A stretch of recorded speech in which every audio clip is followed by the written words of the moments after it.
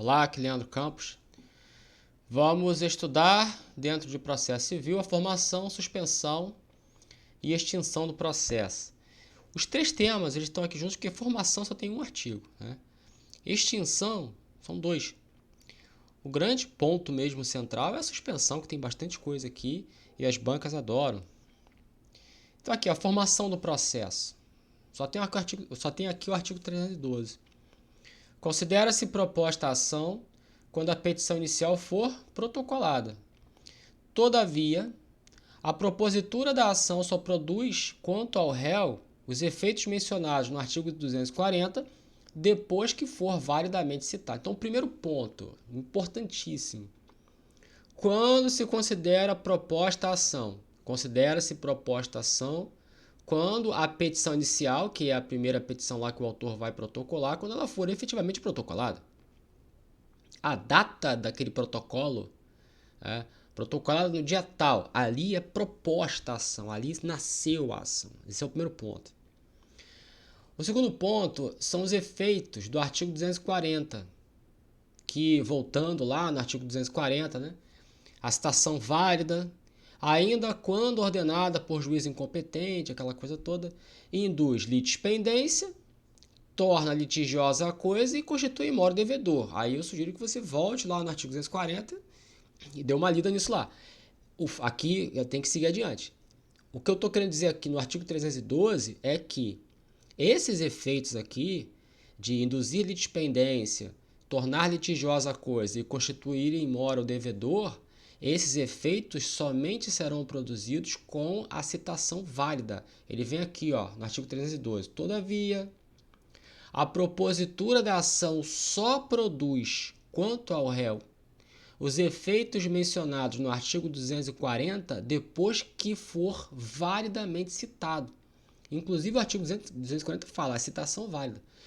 Então, uma coisa é a ação estar proposta. Olha aqui, proposta a ação. Outra coisa é a citação válida, que é um momento muito depois. Aqui agarrou, às vezes agarra, citação válida. Aqui é a propositura da ação. Para você ter uma ideia, nesse exato momento que eu estou gravando essa aula, tem um processo meu que eu dei entrada, que eu já propus a ação, eu dei entrada, né, protocolei a petição inicial, já vai fazer 1 ano e até agora o réu não foi citado. Ah, porque a juíza pediu para emendar a inicial, depois ela pediu para emendar a inicial, já tinha emendado, ela pediu de novo, só que nesse trâmite o processo sai do cartório, vai para a conclusão, aí no cartório ele fica 3 meses, aí vai para a conclusão, para o gabinete do juiz, fica mais 4 meses, aí depois ela dá um despacho, aí tem que fazer tudo de novo. Até agora não citou o réu, então você tem uma ideia. Uma coisa é a ação proposta, numa data. Outra coisa é a citação válida. Os efeitos do artigo 240, eles não surgem com a propositura da ação, e sim com a citação válida. Então, a ação já está proposta. Esse é um ponto. Artigo 312. Protocolada a petição inicial. Outra coisa são os efeitos do artigo 240, que aí só vai acontecer com a citação válida, que é muito lá depois, que o juiz vai receber, vai analisar, vai mandar expedir mandado, vai para a mão do oficial, aí não sei o que, então pode acontecer muita coisa aqui, né? Até que aí depois o oficial vai lá, não encontra o cara, aí vai de novo. Então assim, até a citação válida vai muito tempo, vai muito tempo. Agora o artigo 313, esse aqui, ele trata de suspensão do processo, é o maior artigo aqui dessa aula, tá? E é o que mais cai em prova, né? Então tem um monte de detalhezinhos aqui, mas vamos lá, é bem tranquilo, organizando na cabeça é bem tranquilo. Então, suspensão do processo. O processo fica suspenso. Ah, quanto tempo, professor? Calma, a gente vai ver cada caso aqui, calma. O processo está suspenso, ou seja, não faz nada. Excepcionalmente, né? Pode ser que faça, mas vamos lá. Suspense, o processo está suspenso. Ele não está arquivado, não, ele está na vara, mas não está tramitando. Ele está parado. Por quê? Pela morte ou pela perda da capacidade processual de qualquer das partes, de seu representante legal ou de seu procurador. Então ele fala morte ou perda da capacidade processual. Morte você sabe o que é. Um dia a gente vai chegar lá, se Deus quiser. Perda da capacidade, se Deus quiser, que a gente vai conhecer Deus, lógico. Perda da capacidade processual. Aqui o cara, a pessoa, né, ela se torna incapaz, vamos dizer assim. Vou dar um exemplo com um vizinho que eu tinha muitos anos atrás, plenamente capaz, garotão, andava de moto e tal, e empresário, inclusive, empresário, a família dele toda, né, dono de empresa lá, os irmãos. Aí na moto aconteceu um acidente feio, horroroso, ele quase morreu, não morreu, graças a Deus, mas ele ficou totalmente, sabe, lelé da cuca, sabe? O cara não conseguia mais compreender as coisas, ou seja, ele perdeu a capacidade dele, inclusive a capacidade processual, obviamente, a capacidade civil, a capacidade processual. A civil não perdeu, né? Que agora tem o novo Código Civil, o novo Código Civil, ele tem umas nuances nesse ponto, que não vem ao caso, mas a capacidade processual ele não tem. E depois ele melhorou, depois de muitos anos ele ficou bom. Então ele ficou, sabe, maluquinho. Então assim, a morte ou a perda da capacidade processual de quem? De qualquer das partes, pode ser do autor, pode ser do réu, de seu representante legal, ou seja, o autor ou o réu não têm capacidade para estar em juízo e são representados pelo pai ou pela mãe, e o representante legal é que morreu ou perdeu a capacidade processual, quer dizer, a morte ou perda da capacidade processual de uma das partes ou de seu representante legal, se houver, né? Aí, quer dizer, a parte está tranquila, o problema foi com o representante. Ou de seu procurador, ou seja, do advogado. E aí vai gerar consequências. Aí eu já puxei aqui o parágrafo 1º desse mesmo artigo 313, ele está mais lá na frente, mas eu puxei ele aqui para cá, né? Na hipótese do inciso 1, que é o caso aqui, o juiz suspenderá o processo nos termos do artigo 689. Aí o 689 está lá na frente. Aí ele fala: proceder-se-á a habilitação nos autos do processo principal, na instância em que estiver, suspendendo-se a partir de então o processo. Nem está dizendo nada demais. Se morre uma das partes, ou se perde a capacidade processual, ou da parte, alguém vai ter que se habilitar, alguém vai ter que entrar no lugar. Então isso chama-se habilitação. E o artigo 689, aí vai depender do caso, como que essa habilitação vai acontecer. Vai colocar um novo representante legal, vai colocar um novo advogado, o sucessor das partes, enfim. Como que essa habilitação vai acontecer, isso é outro caso. Mas o 689 ele fala que será procedida a habilitação, enquanto isso o processo está suspenso. Ou seja, ele está chovendo no molhado. Tá? Vamos passar aqui para o inciso 2, mas depois tem mais lá no parágrafo 2º, tem mais coisa para falar sobre isso aqui, mas aí vai embolar o meio de campo. Vamos seguir aqui os incisos, depois a gente vai acabar voltando impreterivelmente nesse inciso 1, mas deixa ele em stand-by aí, vamos lá. Outro caso de suspensão do processo, convenção das partes. As partes acordam, não acordam que estão dormindo, não, acordam de fazer um acordo, né? Aí os desembargadores acordam, porque estava dormindo. Eles acordam, fazem um acordo de suspender o processo. Isso acontece? Muito. Ah, por quê? Ah, sei lá, querem fazer um acordo, aí a parte pede um tempo aí para conversar com o cliente, com o banco, com não sei o quê, aí, poxa, leva um tempo, aí vamos suspender. Ah, porque tem que ir a mensagem lá para outro estado, não sei o quê. Às vezes acontece isso. Aí vamos fazer uma suspensão do processo para as partes, né, entre elas, conversarem aí durante alguns dias, semanas, enfim, para chegarem a um acordo. Já aconteceu um outro processo, por exemplo, que foi comigo, já tem um tempo. Uma senhora pediu contra não me lembro se foi a SEDAI ou se foi a Light. Na época era a SEDAI, agora Águas do Rio, né? Mas não era Light, era relógio de luz. Ela falou que o relógio dela estava com problema, que estava puxando mais energia do que o que ela estava consumindo, a conta estava muito alta, não sei o que e tal. Aí entrou com um processo. Só que a audiência ela aconteceu mais lá na frente, meses depois. Quando chegou no dia da audiência, a Light chegou e falou: olha, nós trocamos o relógio da senhora. Ela: não, mas o relógio está ruim. Eu dei entrada. Não, mas trocamos 2 meses depois da propositura da ação. Ela propôs a ação, sei lá, em fevereiro, e em abril trocaram o relógio. E a audiência, quando foi em maio, eles falaram, nós trocamos. E ela não tinha visto, acho que ela não estava em casa, era no final de semana, eu estava viajando, não sei. E comprovou, de fato foi trocado o relógio. Aí ela, poxa vida, ela trocou. Aí qual foi o acordo ali, a convenção das partes para suspender o processo? Vamos dar um tempo para ver se esse relógio tá bom mesmo, para ver se esse relógio está pegando o consumo de uma maneira correta. Tá bom, decidiram ali suspender o processo para ver se o relógio vai ficar. Aí, depois da suspensão do processo, né, o processo segue, vê aí o que eles vão fazer, é outra história. Mais um outro exemplo de convenção das partes.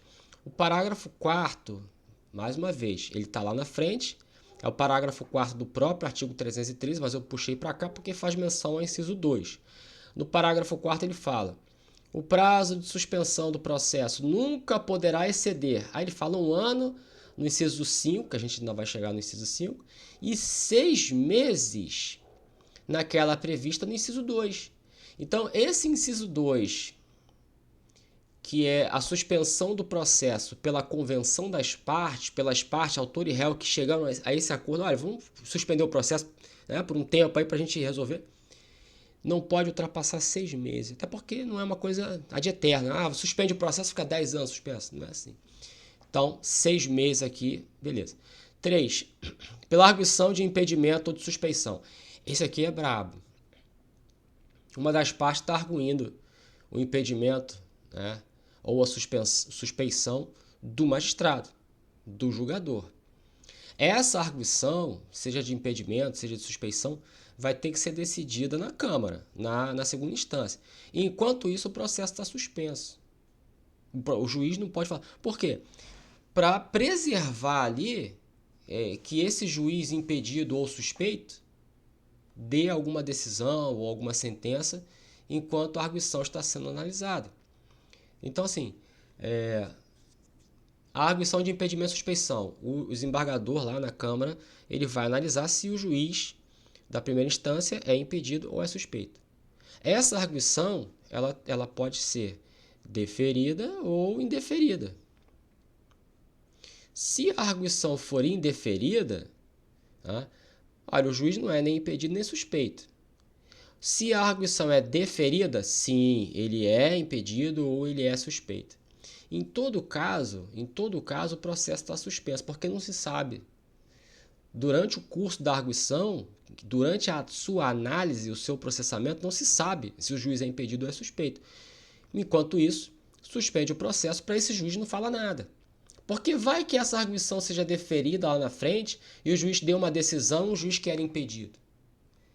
Quer dizer, é meio complicado isso aí. Então, por cautela, independente do resultado da arguição, por cautela, suspende o processo. 4. Pela admissão de incidente de resolução de demandas repetitivas.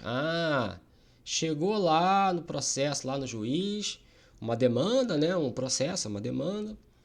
Mas é uma questão de fato que está sendo discutida em várias e várias outras demandas. E há um incidente aí, né? Uma das demandas tem 1 milhão de processos com relação a esse mesmo fato, né? Então, o que o tribunal faz? Ele suspende todos os processos, pega um e vai julgar esse um. O julgamento desse um será repetido nos demais. Só que enquanto esse julgamento desse um não está acontecendo, todos os demais ficam suspensos. Então, eu sempre dou exemplo, eu peguei muitos expurgos inflacionários, né, da época do Collor, Plano Verão, Plano Collor, até da época do Sarney também, Plano Bresser. Um mês ali, lá atrás, em 1991, 92, que não teve, a poupança não teve a correção monetária, numa época que a inflação era 80%. Então, sempre tinha a correção monetária, né, de acordo com a inflação lá, mais ou menos. Só que teve um mês lá que não teve, né? E aí todo mundo entrou com um processo para buscar aquele dinheiro, aquela correção naquele mês. Aí tem que fazer cálculo, fazer atualização, perícia, não sei o que. Mas foi um monte de gente, porque tinha milhões de pessoas tinham poupança ali. Então, eu me lembro que lá no escritório tocava o telefone toda hora. Toda hora. Porque estava acabando o prazo, era um monte de gente. Então, assim, um monte de processo trazendo no Brasil inteiro. Vamos pegar um só, vamos julgar esse um, e todos os demais ficam suspensos. O que for julgado nesse um, a gente replica nas decisões dos demais.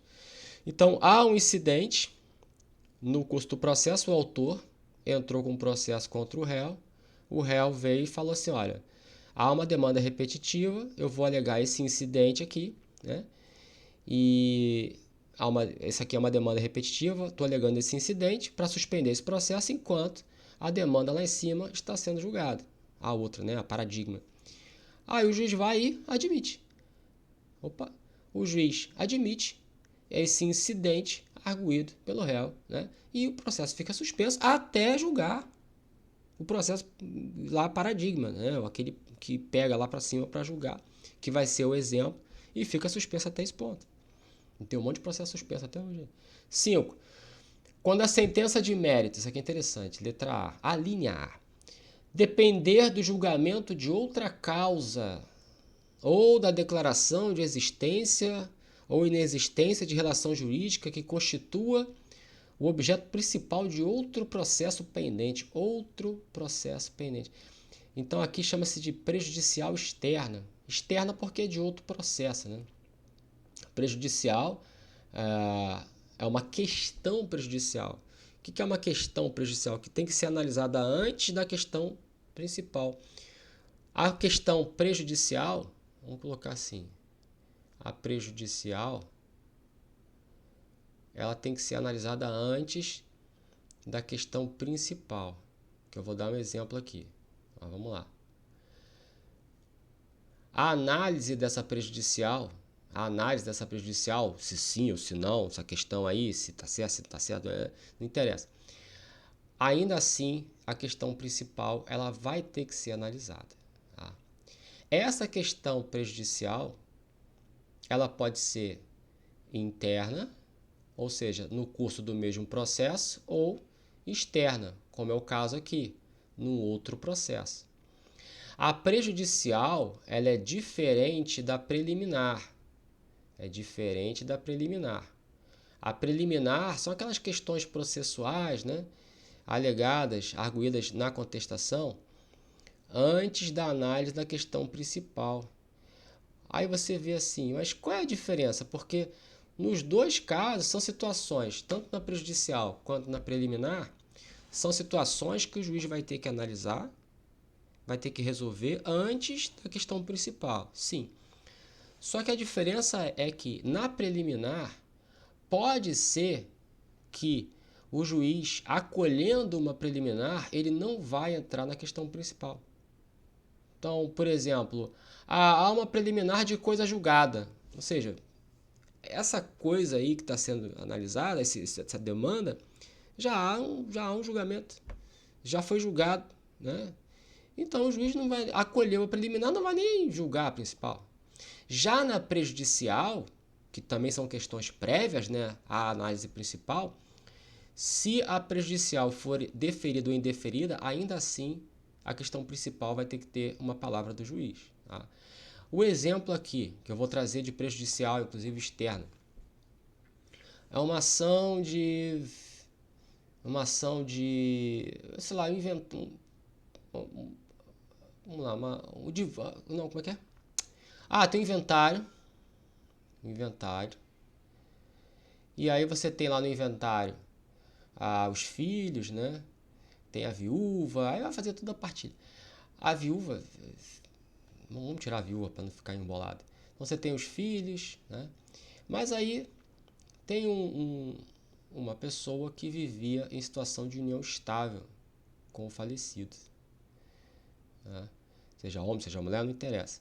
Vivia em situação de união estável. Essa união estável, ela não estava regularizada em cartório, o que é muito comum. A pessoa vai morando uma com a outra e vai indo. Né? E se regulamenta em cartório é mais fácil, até uma prova de que existia a união estável, mas no caso não existia essa prova, né? É uma prova documental. Mas existem provas testemunhais, você tem outros meios. Então a pessoa quer se habilitar no inventário, dizendo que havia uma união estável, né? Ela vai ter direito a essa partilha, vai ver como é que vai ficar lá. Mas antes, ela tem que entrar com o reconhecimento, né, da união estável em outro processo. Num outro processo. Então, o que ela faz? Ela entra com esse processo aqui para reconhecer essa relação jurídica, reconhecer que existia a união estável, uma vez que ela não estava formalizada em cartório, né? Ela consegue isso, consegue, mas tem testemunha, é mais difícil, mas ela consegue. E ela pede a suspensão desse processo de inventário aqui para depois ela se habilitar como uma das herdeiras aí, vai ver onde é que ela vai entrar, né? Como companheira ou companheiro. Então, é um exemplo de uma prejudicial externa, ou seja, uma questão prejudicial que tem que ser analisada antes da principal, que é a partilha de bens, né, no inventário, e a externa porque é no outro processo, né? Então, está aqui a letra A linha A, que trata de prejudicial externa. A linha B, vamos lá, sentença de mérito tiver de ser proferida somente após a verificação de determinado fato ou a produção de certa prova, requisitada a outro juízo. Aí aqui não é bem uma prejudicial, mas é, por exemplo, uma carta precatória de um juiz deprecante para um outro juiz deprecado para que lá se produza a prova. Por exemplo, um processo no Rio de Janeiro e uma testemunha que mora no Ceará. Cara, me vem na cabeça agora, Ceará, não sei porquê. Mora em Fortaleza, no Ceará. Então, uma precatória lá para Ceará para ouvir essa testemunha e depois voltar, né? Depois voltar essa precatória cumprida. Então, é uma requisição de uma prova que é feita a um outro juízo, né? Eu botei até outro estado para não ficar, pode ser dentro do mesmo estado, não tem problema, mas outro juízo. E até que essa prova seja produzida, o processo aqui fica suspenso, né? Vamos ouvir essa testemunha lá e tal. Então aí a linha B. No parágrafo 4º, mesma coisa, do mesmo artigo, tá? Aí eu trouxe aqui, mas aí está lá na frente. O prazo de suspensão do processo nunca poderá exceder a 1 ano, nas hipóteses do inciso 5, que é o mesmo parágrafo 4º que nós vimos aqui no inciso 2. Só que no inciso 2, lá a convenção das partes era no máximo 6 meses. No inciso 5 dessa prejudicial externa, dessa prova que tem que ser produzida em outro processo e tal, o prazo de suspensão não poderá exceder a 1 ano. Grava isso porque isso cai em prova. Eles gostam de perguntar esse negócio em prova, tá? Então não pode exceder a 1 ano. No inciso 6, suspensão do processo por motivo de força maior. Aí deixei aberto, né? Uma catástrofe, uma epidemia, ou sei lá o que, fica suspenso. Aí fica no caso concreto. 7. Quando se discutir em juízo questão decorrente de acidentes e fatos da navegação de competência do Tribunal Marítimo. Tribunal Marítimo é da Marinha, tá? Então analisa questões aí com embarcações, acidentes com embarcações e tal. Mas é um tribunal, como é da Marinha, é um tribunal administrativo, não é um tribunal judiciário. Pode ser analisada futuramente, essa questão analisada no Tribunal Marítimo, pode ser analisada posteriormente no Poder Judiciário, né? Um acidente com embarcação, o Tribunal Marítimo está julgando. Mas, como é um tribunal administrativo, nada impede que vá para o Tribunal de Justiça. Mas o que a pessoa fez? O processo ainda está tramitando no Tribunal Marítimo, né? E ela já entrou com um processo no Judiciário. Aí vem o inciso 7. Suspende o processo quando se discutir em juízo, Tribunal de Justiça, questão decorrente de acidentes e fatos da navegação de competência do Tribunal Marítimo. Então, é possível que um processo, por exemplo, de um acidente com uma embarcação, seja julgado pelo Tribunal Marítimo e, ao mesmo tempo, a pessoa entra com um processo no Tribunal de Justiça. Qual é o ideal? O ideal, vai no Tribunal Marítimo, terminou lá, vai para o TJ, não tem problema, vai para o Poder Judiciário, mas às vezes a pessoa quer se antecipar, né? Aí tudo bem, aí vem o código e fala, olha, se antecipou, está lá no Tribunal Marítimo, ainda não tem ainda uma decisão, né? Então suspende aqui até que seja decidido lá, e aí aqui a gente vai ver o que a gente vai fazer, mas é uma situação de suspensão do processo. 8. Nos demais casos que este código regula, está espalhado pelo código, em procedimentos especiais, em várias situações, aí não vem o caso. Aí cada procedimento vai ser um procedimento, mas deixem aberto aí outras situações. Esses dois aqui são bem interessantes também, são bem cobrados e é bem tranquilo. 9. pelo parto ou pela concessão de adoção, quando a advogada, né, responsável pelo processo constituir a única patrona da causa.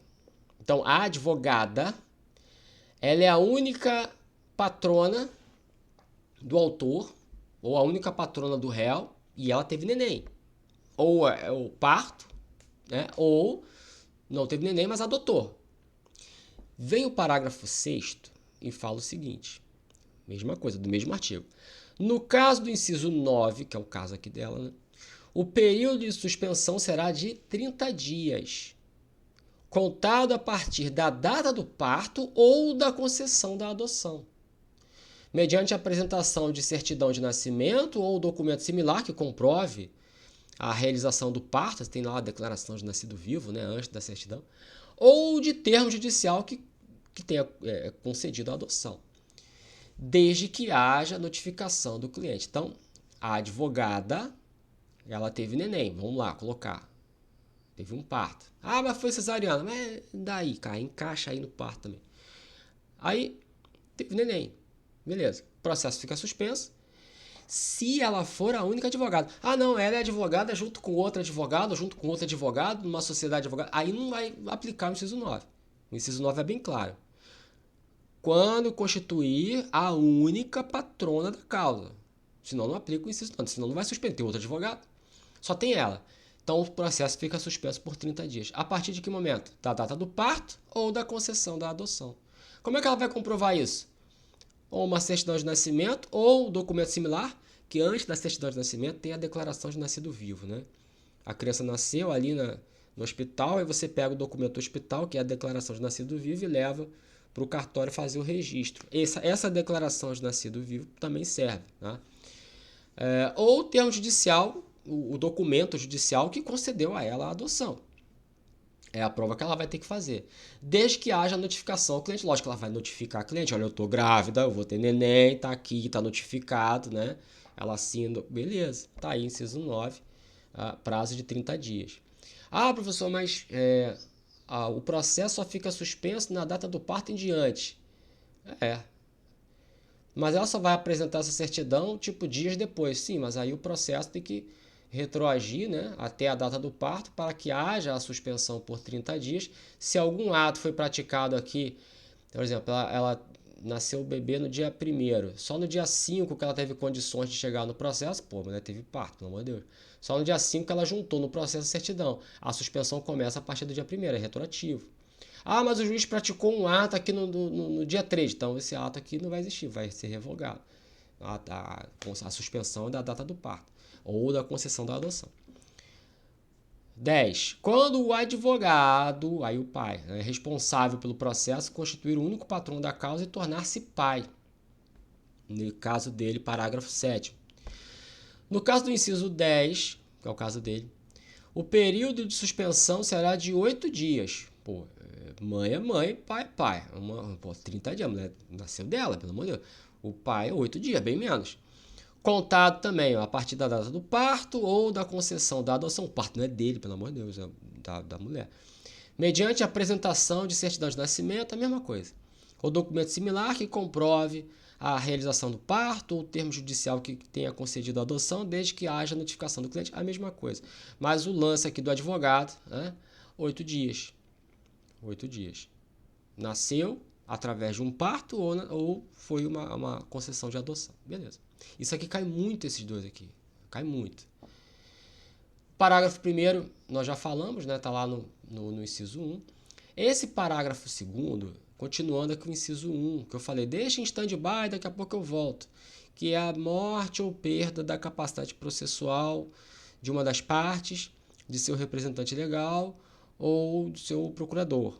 Né? Aí vai ter que fazer a habilitação. E aí vem o parágrafo 2º, aí o 689 que fala, né, que vai ter que fazer a habilitação. Até aí tudo bem, foi o que nós falamos, né, para recordar. Mas aí vem o parágrafo 2º e traz mais detalhes com relação a isso. Isso aqui também cai muito em prova, tem muita questão de prova com relação a isso aqui. Parágrafo 2º. Não ajuizada a ação de habilitação, o 689 fala para fazer a habilitação dos herdeiros. ou dos herdeiros, ou do outro representante legal, o que seja, depende da situação. Não ajuizada a ação de habilitação. Ao tomar conhecimento da morte, o juiz determinará a suspensão do processo e observará o seguinte. Então, morreu. Aí está falando aqui especificamente de morte. Tanto é que no inciso 1 ele fala falecido o réu e no inciso 2 ele fala falecido o autor. Então ele está entrando no parágrafo 2º na situação específica de morte, né? No inciso 1 do réu, no inciso 2 do autor. Beleza. Suspende o processo. No caso do inciso 1, falecido o réu. O réu é que morreu. O juiz ordenará a intimação do autor para que promova a citação do espólio de quem for o sucessor ou, se for o caso, dos herdeiros, no prazo que designar, que o juiz vai designar um prazo, que vai ser entre 2 e, no máximo, 6 meses. Então, tá lá, o autor e o réu. O réu morreu. O que o juiz vai fazer? O autor promova aí a citação aí ou do espólio do réu, se já tem um processo de inventário, né? E aí tem a designação do espólio, o inventariante dentro do processo de inventário. Não tem um processo de inventário. Então, o sucessor, ele deixou um filho. Tá, então, chama esse filho. Ou então, dos herdeiros, dos sucessores, né? Dos herdeiros. Tem mais de um. Então, você vai ter que chamar. São quantos filhos? 3 filhos? Então, você vai chamar os 3 filhos, né? Ou de um só, ou de todos. Ou se já tem um processo de inventário formalizado, a intimação do espólio. Para isso, autor, eu vou te dar um prazo de 2... Eu vou te dar um prazo, né? O juiz vai dar um prazo. Que aí a lei fala de 2 a 6 meses. Aí o juiz pode dar um prazo de 2 meses, o juiz pode dar um prazo de 2 meses e meio, pode dar um prazo de 3 meses, até no máximo 6 meses, para que o autor providencie isso, né? No inciso 2, senão ele vai extinguir o processo. Se não conseguir fazer isso, vai ter que extinguir o processo. No inciso 2, falecido o autor. Agora é diferente. Quem morreu foi o autor. Agora quem morreu? O autor foi aniquilado. 2. Falecido o autor e sendo transmissível o direito em litígio, determinará a intimação de seu espólio, de quem for o sucessor ou, se for o caso dos herdeiros, pelos meios de divulgação que reputar mais adequados, para que manifestem interesse na sucessão processual e promovam a respectiva habilitação do prazo designado, sob pena de extinção do processo sem resolução de mérito. Então, agora quem morreu foi o autor, tá? Ele fala, sendo transmissível o direito. Porque se o autor, por exemplo, o autor está pedindo alimentos. Se o autor morre, pode ser, você fala, mas a criancinha morreu. Pode ser um senhor, o pai pedindo alimento ao filho, né? E aí ele morre. Esse direito não é transmissível. Era para ele só, e mesmo que ele tenha um herdeiro, não vai, né? Não vai ser transmitido, porque o direito aos alimentos ele é personalíssimo. Não só pessoal, é personalíssimo. Não pode nem ser transferido para ninguém. Mas se for um direito transmissível, por exemplo, uma questão patrimonial, um imóvel que está sendo discutido, aí tudo bem, transmite aos herdeiros.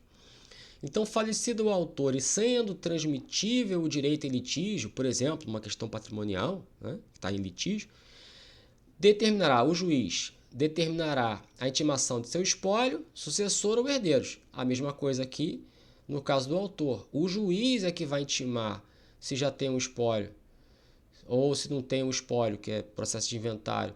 O sucessor pode ser um só, ou pode ser mais de um, os herdeiros, né?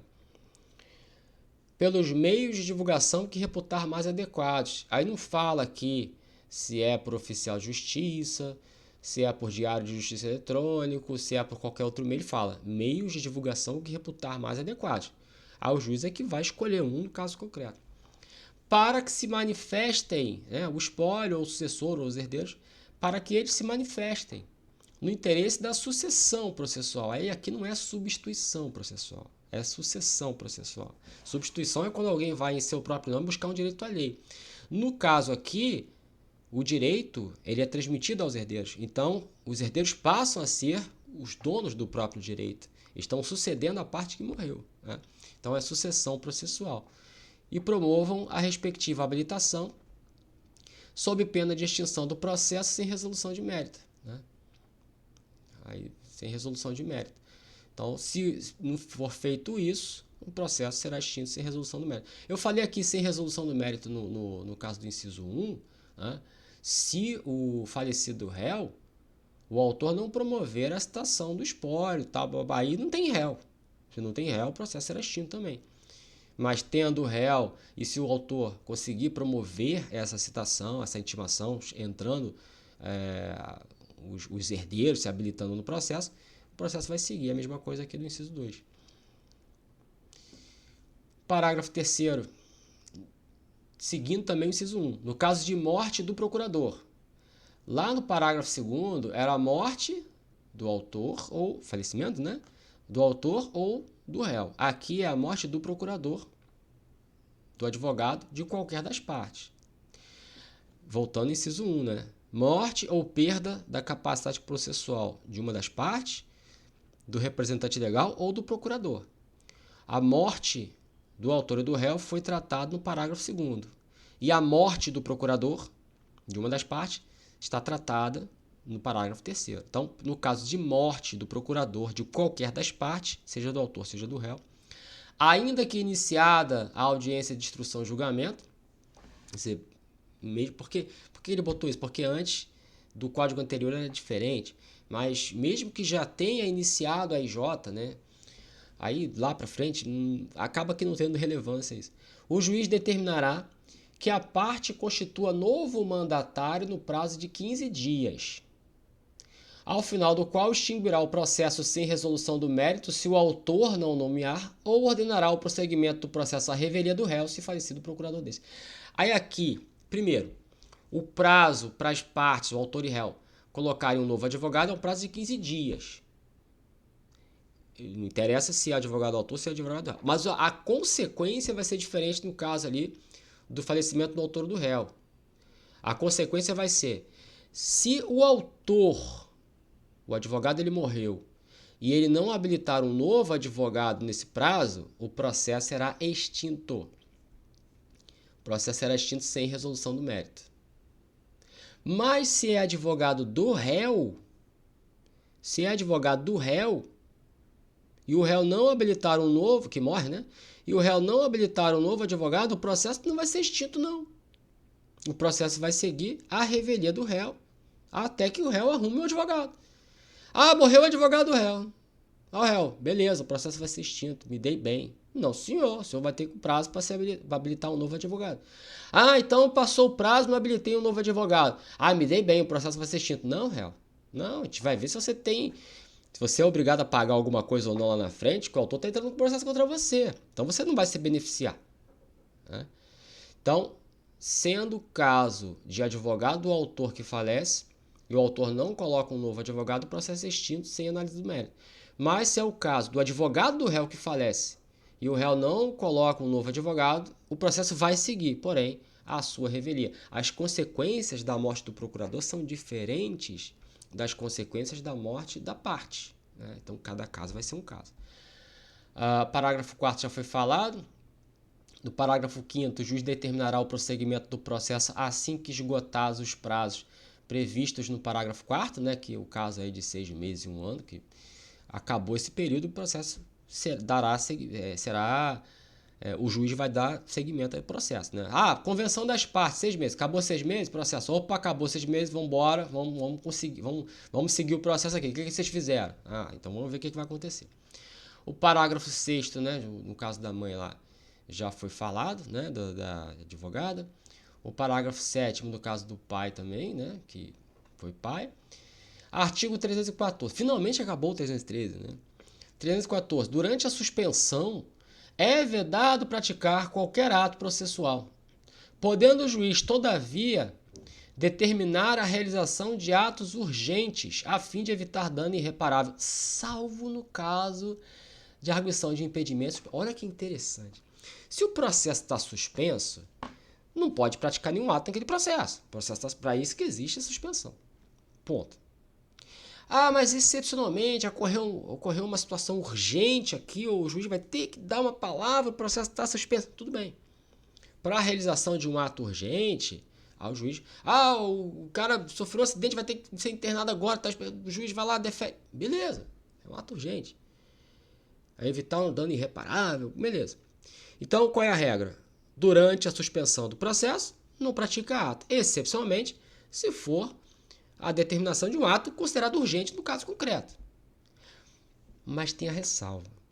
Salvo arguição de impedimento. Nesse caso aqui, nós falamos de várias situações de suspensão do processo. Nesse caso aqui, nem em situação de ato urgente o juiz vai poder fazer. Porque há o risco dele ser um juiz impedido ou um juiz suspeito. E mesmo assim, né, sendo um ato urgente, no curso dentro de uma suspensão do processo, pode ser que aquela decisão seja proferida por um juiz considerado posteriormente impedido ou suspeito.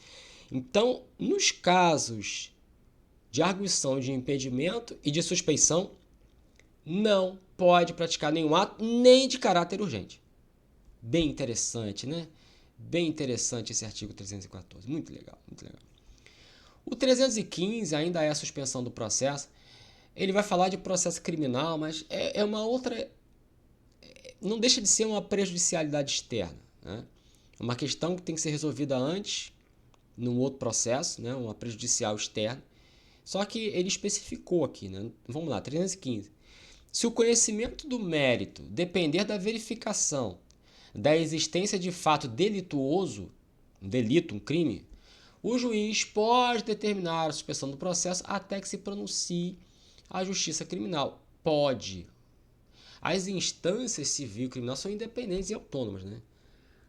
Um não depende do outro.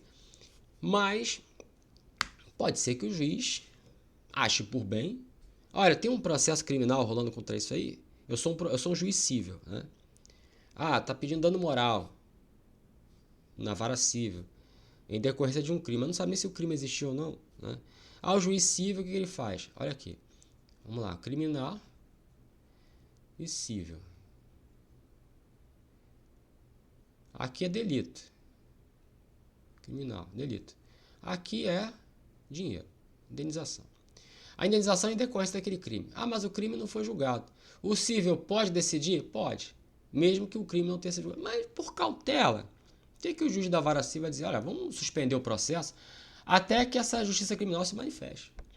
Aí, dependendo do caso, eu venho aqui e resolvo.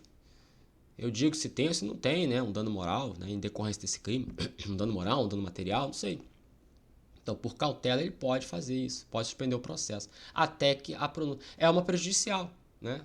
Ou seja, é uma questão que tem que ser analisada antes da questão principal, que é a indenização aqui, e a externa, porque é de outro processo. Então, é uma especificação lá daquele inciso.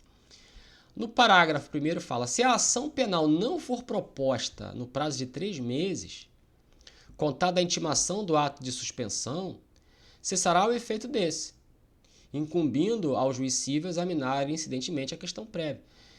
Então, quando o juiz da vara civil, né, determinar a suspensão do processo, olha, o processo está suspenso. Na justiça criminal, pode ser que ainda esteja na fase... Quer dizer, aí não está nem na justiça criminal. Está na fase de inquérito ainda. O Ministério Público ainda vai promover a denúncia, oferecer a denúncia, né? Oferecer a denúncia. O juiz vai ter que aceitar a denúncia. Ou então é uma ação penal de iniciativa privada. Aí o particular tem que oferecer a queixa, né? Se isso já aconteceu, já tem a denúncia, já tem a queixa, o processo está tramitando, o processo fica suspenso. O processo civil fica suspenso. Aí vem o parágrafo 2º. A proposta ação penal, ou seja, já houve o recebimento da denúncia ou queixa, o processo ficará suspenso pelo prazo máximo de 1 ano. Agora, se não foi oferecida ainda a denúncia ou queixa, aí vem o parágrafo 1º. Vamos suspender aqui no civil. Mas no crime, nem existe o processo ainda. Não foi proposta a ação criminal, a ação penal ainda. Então, da data da suspensão, o processo na vara civil ele fica suspenso por 3 meses. Para quê? Para que seja proposta a ação criminal. Se a ação criminal for proposta dentro desse período de 3 meses, aí aplica o parágrafo 2º, fica ali o prazo máximo de 1 ano suspenso. Mas... se dentro desse período de 3 meses a ação penal não foi sequer proposta, aí o parágrafo 1º fala, se não acontecer a propositura da ação criminal, a suspensão cai e o juiz civil vai ter que julgar. Então, resumindo, vamos lá. Uma questão que tem que ser decidida primeiro do crime. Aí o juiz da vara civil já recebeu a ação de indenização, vai falar assim, mas vamos esperar o crime. Aí o juiz na vara civil suspende o processo. Aí vamos lá para a vara criminal. Na vara criminal, a ação penal já foi proposta? Já. Então, na vara civil fica suspenso por 1 ano. Ah, não, na vara criminal não foi proposta a ação ainda. Então, na vara civil, o processo na vara civil fica suspenso por 3 meses, esperando a propositura da ação criminal. Se a ação criminal for proposta, aí beleza, vai para o parágrafo 2º, a civil fica suspensa por 1 ano, porque aí já é proposta a ação penal, fica 1 ano. Mas se dentro desses 3 meses, para que a ação penal seja proposta, ela não for proposta, cai a suspensão na vara civil e o juiz da vara civil vai ter que julgar assim mesmo. Ele vai ter que tomar um cuidado muito grande para, na hora de decidir se há ou se não há, né, o direito aí, a indenização, ou seja lá o que for que está sendo buscado em função daquele crime. Então, esse daqui também é muito bom, tá? Um artigo muito bom de cair em prova. Lê com calma, raciocina. Precisa raciocinar isso aqui, tá? Então, beleza. E aqui a extinção do processo e a extinção dessa aula também.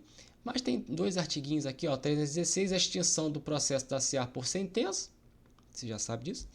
E o 317, antes de proferir decisão sem resolução de mérito, o juiz deverá considerar a parte oportunidade para, se possível, corrigir o vício, né? Qualquer sentença que vá extinguir o processo sem analisar o mérito, por alguma questão, por algum vício, né? O juiz tem que dar à parte a oportunidade de corrigir esse vício, seja lá qual for, né? Se a parte, dentro dessa oportunidade que lhe foi concedida, não corrigir esse vício, aí, como é o caso ali o falecimento do advogado, do autor, tem que dar ao autor a chance dele colocar um novo advogado. Se ele não fizer isso, extinção do mérito extinção do processo sem resolução do mérito, né? Mas o 317 vem nesse ponto. Tem que dar a chance à parte corrigir o vício antes de extinguir sem análise do mérito, né? Beleza, acabou aí. Vamos comentar aqui questões de processo civil, questões FGV sobre formação, suspensão e extinção do processo. Vamos lá. Aqui a primeira questão fala Pascal, FGV, questão grande, né? Pascal ajuizou a ação de cobrança contra Jaime para buscar uma indenização de R$100 mil pelo inadimplemento de contrato de prestação de serviço firmado pelas partes. Jaime, por sua vez, apresentou contestação defendendo que nada devia a Pascal. Nessa oportunidade, Jaime apresentou uma reconvenção, defendendo que na realidade era Pascal que lhe devia indenizar em R$50 mil por falha na prestação de serviço contratado. Ato contínuo, o juízo da primeira vara civil de Recife intima Pascal para apresentar réplica. Um dia depois da publicação dessa decisão, as partes informam que estão negociando um acordo, motivo pelo qual requerem que o processo seja suspenso. Nesse cenário, à luz do que estabelece o CPC, acerca da formação, da suspensão e da extinção do processo, assinale a afirmativa correta. Vamos lá. O Pascal, ele é autor da ação contra o Jaime, que é réu. Pelo que pareceu, pelo que está colocando aqui, o Pascal, ele prestou um serviço ao Jaime e o Jaime não pagou. Então, o que o Jaime deveria pagar, né, segundo alegações do Pascal, esse pagamento não existiu. Por isso que o Pascal está pedindo do Jaime aí R$100 mil.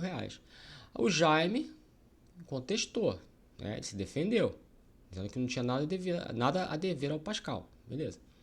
E junto com a contestação ele apresentou também uma reconvenção, que é um pedido, né, que o réu faz em face do autor, que tem uma natureza de uma nova ação, dizendo que, na verdade, o Pascal é que deve R$50 mil a ele, dizendo que, olha, a prestação de serviço teve falha e tudo.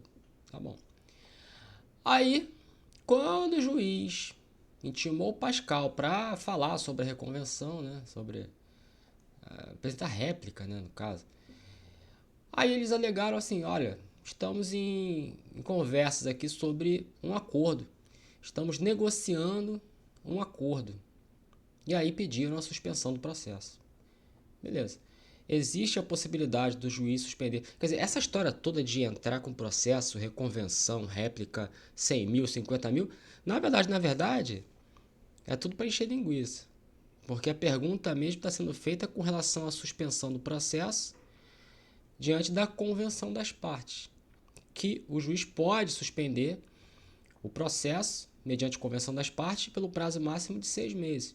Aí vem letra A.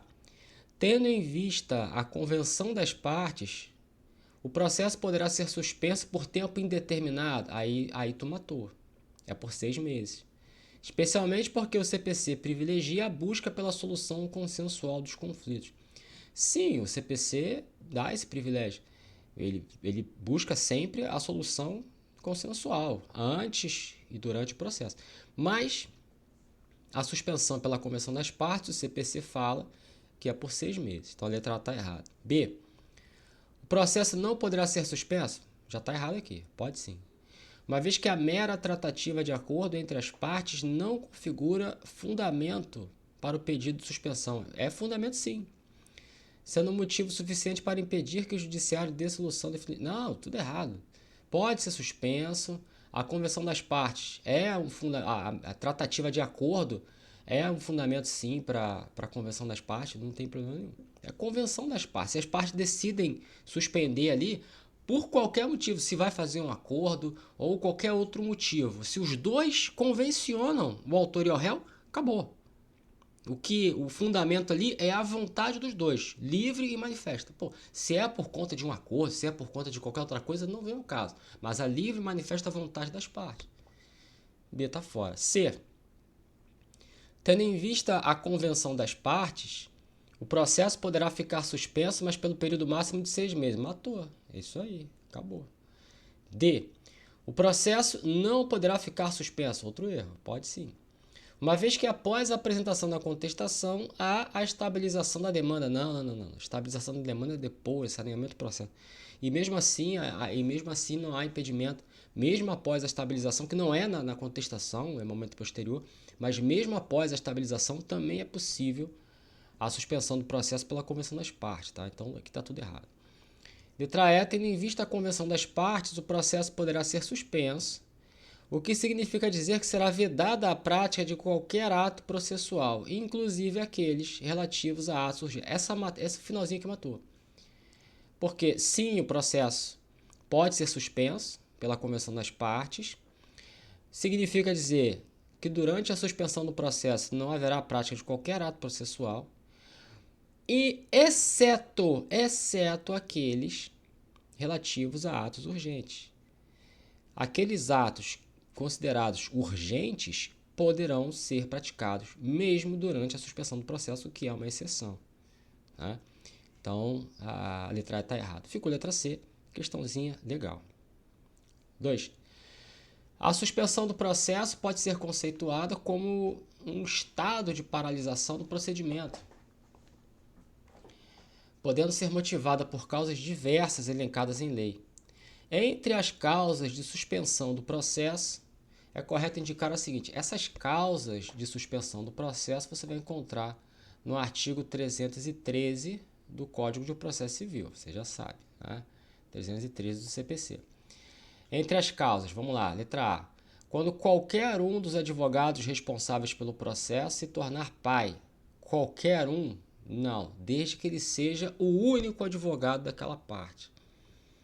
Por exemplo, se o autor tem 3 advogados, um deles será pai, não vai suspender o processo, porque ele tem mais 2 ou tem mais um, a não ser que seja o único advogado daquela parte. Aí sim, então qualquer um dos advogados responsáveis pelo processo, não, porque pode ter 6, 10, 60 advogados responsáveis pelo processo. Né? B. A admissão do incidente de arguição de... Também não. A arguição de inconstitucionalidade não tem essa previsão do 313, não gera suspensão. C. A morte do réu, devendo o autor promover a citação do espólio no prazo de 1 mês. Olha, vai tudo certinho, só esse prazo aqui está errado, que o prazo aqui é de 2 a 6 meses e o juiz vai assinar um prazo. O juiz vai determinar que o autor intime, né? Não é nem citação, é intimação, enfim, tanto faz. Ao espólio, ou sucessor, ou herdeiros, no prazo que ele vai assinalar, e o juiz vai assinalar um prazo entre 2 e 6 meses. Então, esse 1 mês aqui está errado. D. A arguição de impedimento ou de suspeição. Sim, esse aqui é a mais braba de todas, né? Porque nem se for esse o motivo pela suspensão, nem os atos urgentes poderão ser praticados, né? Então é o mais sensível. E letra E, a concessão de tutela provisória também não. A tutela provisória é concedida, o processo continua normalmente. Acontece todo dia isso aí. Letra D. 3. Maria ajuizou ação de indenização de danos materiais em face de Joaquim. Essa questão é muito boa. Vamos começar de novo. Maria ajuizou ação de indenização de danos materiais em face de Joaquim, de quem era divorciada, tá? E de Cláudio, tendo imputado a ambos a responsabilidade civil por terem danificado seu veículo, tá? Ela está dizendo que o Joaquim e o Cláudio quebraram o carro dela. E ela está entrando com uma ação de indenização em face dos dois, sendo que um deles, o Joaquim, ela era casada e atualmente é divorciada. Beleza. Validamente citado, Cláudio apresentou a sua peça contestatória, a sua defesa. Quanto a Joaquim, aí que vem o negócio. Quanto a Joaquim, o oficial de justiça incumbido de sua citação obteve a informação de que havia ele falecido. Fato que restou comprovado. Ah, professor, vai dizer que ele não morreu. Morreu ou não morreu? Morreu, está comprovado, morreu. Com o ulterior, muita gente me pergunta, é posterior. Ulterior juntada de sua certidão de óbito. O cara está morto. Ainda de acordo com a documentação anexada aos autos, Joaquim não deixou bens a inventariar e deixou o filho André, olha, com 10 anos de idade, e também filho de Maria. Lembra que ele era divorciado da Maria? Eles tiveram um filho, o André. Nesse contexto, o juiz deverá... Então vamos lá. A Maria entrou com um processo em face do Joaquim e do Cláudio. Com relação ao Cláudio, tá indo tudo bem, beleza? Com relação ao Joaquim, o Joaquim morreu. E quando morre o réu, o que o CPC diz? Que o autor tem que intimar o espólio, ou o sucessor, ou herdeiros, né, do réu falecido. No caso aqui tem um herdeiro, o André. Ah, então a Maria tem que intimar o André. Se o André tem 10 anos de idade, ele vai chamar o representante legal dele. Ah, tá tranquilo. Até aí tá tranquilo. Só tem ele de sucessor, o André. Então ele vai ser intimado para suceder o Joaquim aqui. Beleza. Ah, mas ele tem 10 anos. Não tem problema. Representante legal dele. Capacidade para estar em juízo. Até aí tudo bem. O problema surge o seguinte, que o representante legal do André é a Maria. Que legal. Porque é a mãe dele. Então, quer dizer, a Maria ela vai ser autora e representante legal do réu? Não tem sentido. O que diz o Código de Processo Civil? Aí você vai sair da formação, suspensão, extinção do processo, você vai voltar lá no artigo 72,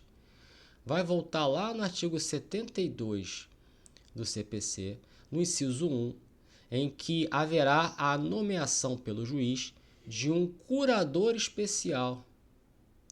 Curador especial. Puxa vida, estava indo tão bem. Vamos fazer de novo. Rapidinho, calma aí. De um curador especial.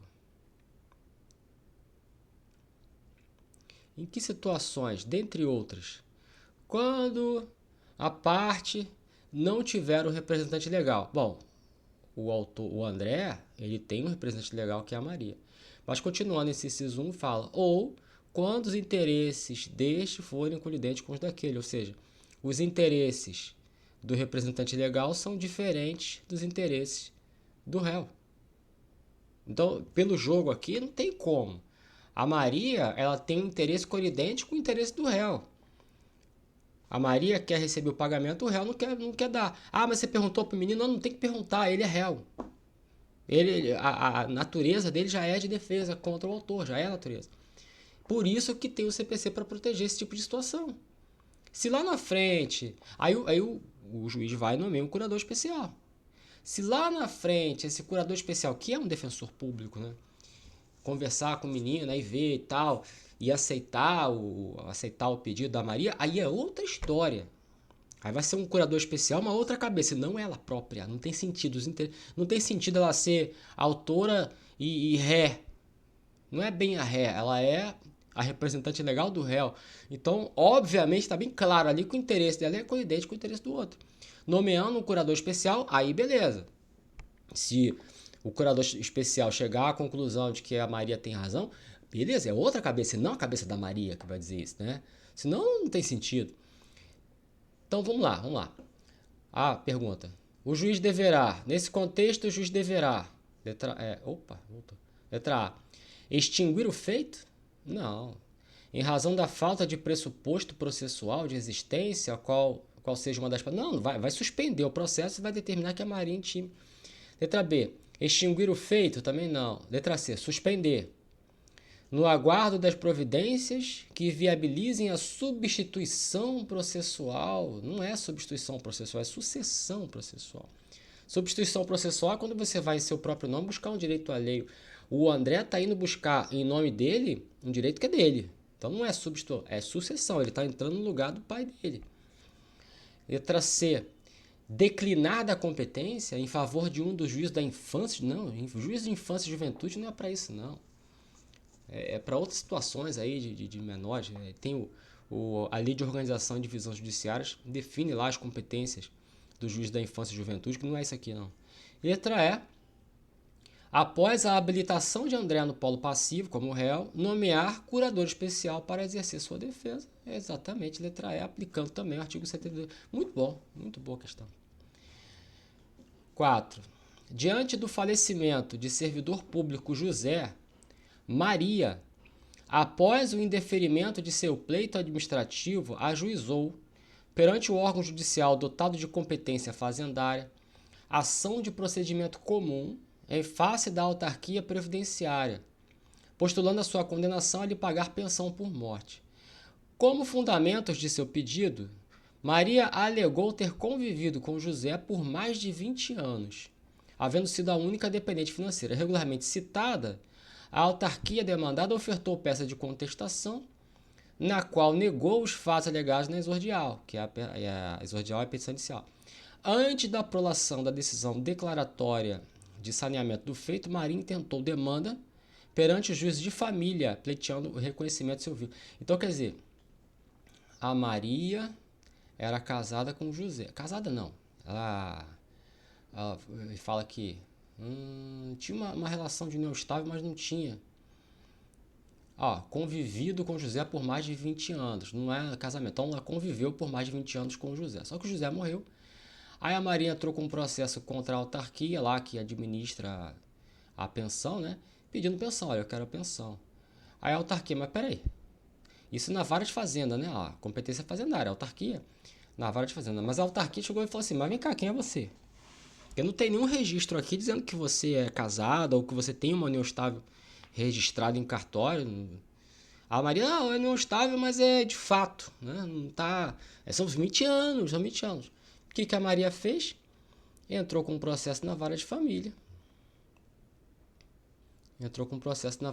Para reconhecer esse vínculo de união estável para depois ir buscar lá na autarquia a sua pensão. Então a Maria, Maria intentou demanda perante o juízo de família, pleiteando o reconhecimento de seu vínculo com José. Então ela quer ganhar a pensão, entrou com um processo contra a autarquia. Mas só que, se ela já tem uma certidão de casamento, ou se ela tem um registro em cartório da união estável, ou seja lá o que for, ela consegue ali rapidamente buscar a pensão dela, mas não tem nada disso. E ela tem direito? Claro que ela tem direito, né? Ela viveu ali de fato 20 anos com o cara. Mas aí ela vai ter que buscar esse vínculo num outro juízo, na vara de família. E o que vai acontecer com o processo aqui na vara de fazenda? Fica suspenso. Então vamos lá. É correto afirmar nesse cenário que, letra A, o vínculo jurídico alegado por Maria em relação a José constitui uma questão preliminar? Não. A ser decidida pelo juízo, não, é prejudicial, não é preliminar. A diferença entre prejudicial e preliminar é que se o juiz acata a preliminar, ele não vai analisar o mérito, não vai analisar o pedido principal. Então, por exemplo, uma preliminar de coisa julgada, uma preliminar de incompetência, né? Se o juiz acata isso, ele não tem como julgar o pedido principal. Aqui é prejudicial, não é preliminar, é prejudicial, que também é uma questão prévia, né? Mas a prejudicial sendo acatada ou não, o pedido principal ele tem que ser analisado. No caso aqui, qual é o pedido principal? A pensão. E qual é a prejudicial? A relação jurídica de vínculo de união estável. Então, no julgamento dessa prejudicial, reconhecendo que tem o vínculo de união estável ou reconhecendo que não tem o vínculo de união estável, ainda assim a questão principal da pensão vai ter que ser analisada e o juiz vai deferir ou indeferir. Então, por isso é prejudicial, não preliminar. A preliminar é diferente. A preliminar, você tem a preliminar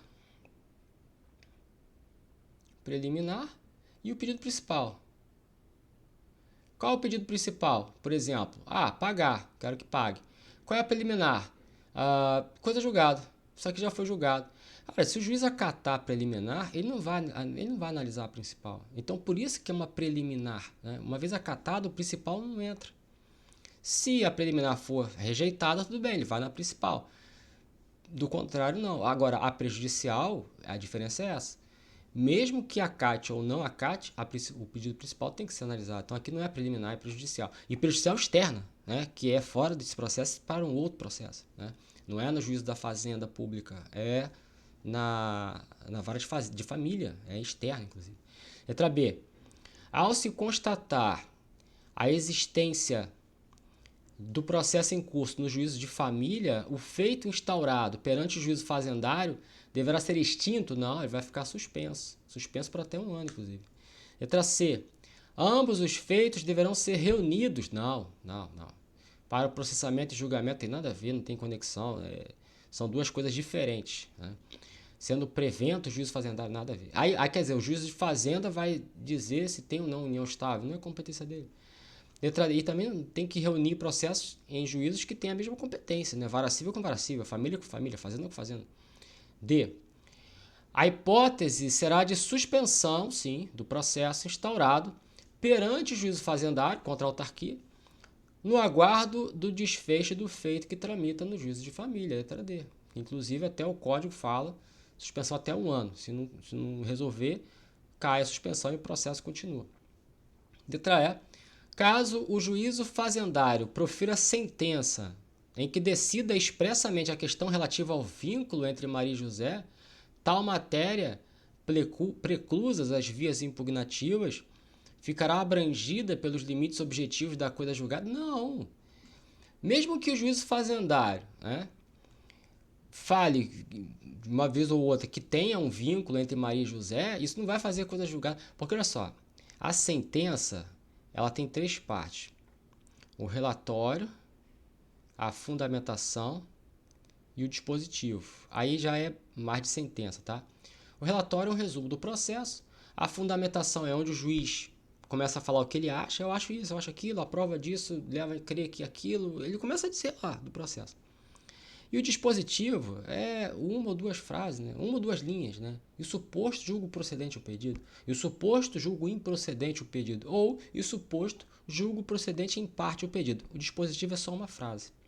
O que faz coisa julgada é o dispositivo e não a fundamentação. Então, se na fundamentação ele disser, vamos supor, na vara de família, o processo na fazenda ficou suspenso por 1 ano e nada foi resolvido na vara de família, o que é muito provável acontecer. Acabou 1 ano lá de suspensão, o processo na fazenda tem que continuar. E o juiz da vara de fazenda vai ter que dar uma palavra. Ele pode até dizer expressamente na vara de fazenda que havia um vínculo, né, entre as partes, mas isso fica na fundamentação da sentença.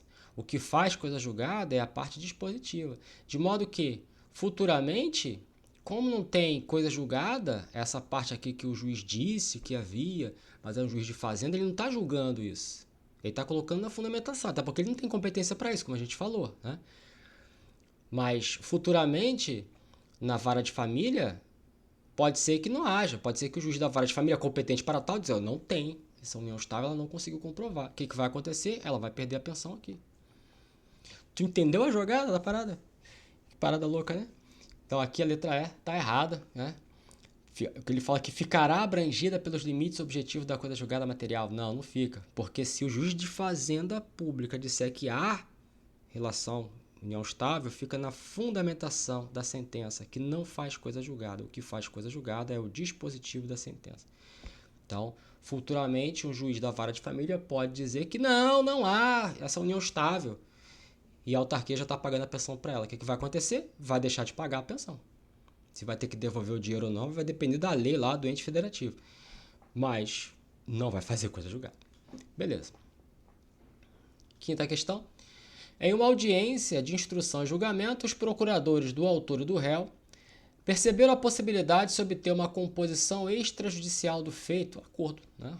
Chama-se acordo, uma vez que esta não era possível naquele momento. Assim, convencionaram, em conjunto, pelo sobrestamento dos atos, sobrestamento é a suspensão, dos atos do processo pelo prazo de 1 ano. Aí já vai. Por considerarem que esse seria o tempo máximo necessário para que obtivessem junto aos seus clientes a solução amigável. Olha, suspensão do processo pela convenção das partes. É possível? Sim, desde que haja livre manifestação de ambas as partes, não importa o motivo. Beleza. Mas no máximo 6 meses. 1 ano está fora. Né? Vamos lá. Nesse quadro, deverá o julgador, letra A, admitir a suspensão do feito pelo prazo de 1 ano? Não, senhor. O juiz não pode. Até 6 meses. Pois há que se fomentar a atividade, não. B. Inadmitir a suspensão do feito pelo prazo pretendido, uma vez que o prazo máximo nessa hipótese seria de 6 meses. Sim, convenção das partes, 6 meses. C. Inadmitir a suspensão do feito, designar nova data para audiência. Intimando todos. Por que nova data para audiência? O que aconteceu com a audiência? Não tem nada de problema nenhum com a audiência. Aqui é a suspensão do processo. D. Extinguir o feito? Não. Uma vez que a hipótese em tela seria equivalente à paralisação do feito por negligência. Cara, tu viajou. De onde que tu puxou isso, cara? Paralisação por negligência das partes. Meu Deus. Não tem nem como explicar isso que é tão absurdo. Letra E. Extinguir o feito também não.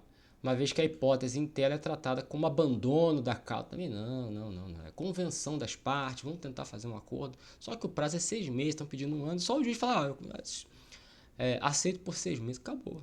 6 meses. Ou aceito ou inadmitir a suspensão, né? Beleza, tá aí. Beleza. Um abraço, fica com Deus. Tchau, tchau.